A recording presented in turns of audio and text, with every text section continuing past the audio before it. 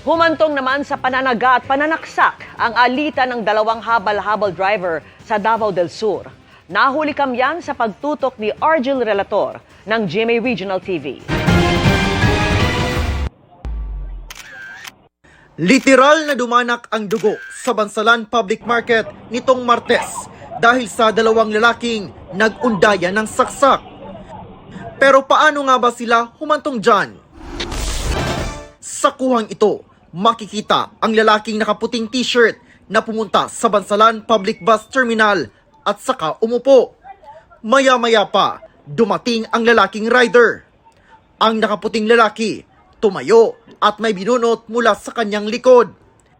Nilapitan niya ang rider at biglang tinaga ng 2 beses gamit ang lagaraw o itak.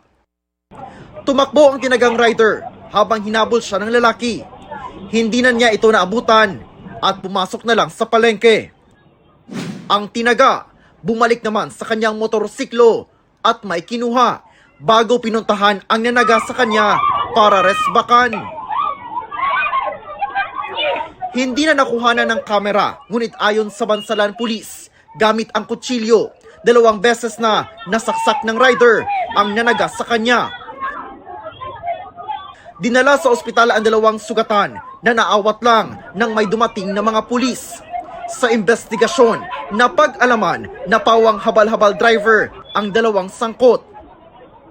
Nagkaalitan umano ang 2 hanggang sa humantong sa pananaga at pananaksak. Magbabase man tayo sa mga evidences na makukuha ng ating investigator, sir. Pero possibly, sir, meron talaga itong na kaso na frustrated murder. Magdedepensa naman yung nito. Kasi, yung aggression kasi, sir, ba is nag-stop na. So, hindi po pwedeng sabihin na self-defense kasi nag-stop na yung aggression sana, kumuha na naman ng kutsilyo at nag-stop yung suspect sana. Kinukuhanan pa ng pahayag ang 2 na nasa ospital. Mula sa GMA Regional TV at GMA Integrated News, Argel Relator, nakatutok 24 oras.